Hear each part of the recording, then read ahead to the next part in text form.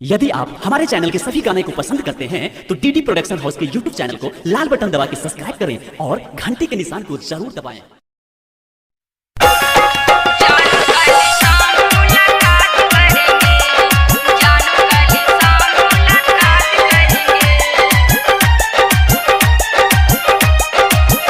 मैं बुलाता हूँ नहीं आती हो,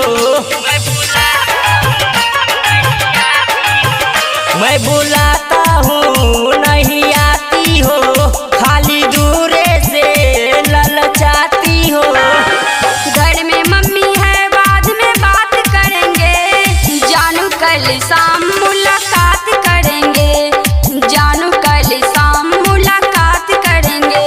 मैं बुलाता हूँ नहीं आती हो, खाली दूरे से ललचाती हो। घर में मम्मी है बाद में बात करेंगे, जानू कल शाम मुलाकात करेंगे, जानू कल शाम मुलाकात करेंगे।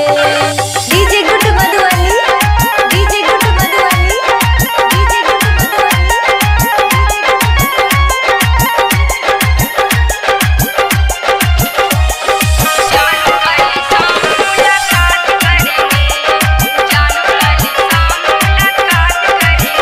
खाली फोन पे पकाती हो, कभी लाइव न आती हो, सिर्फ मीठी मीठी बातों से मेरा मन बहा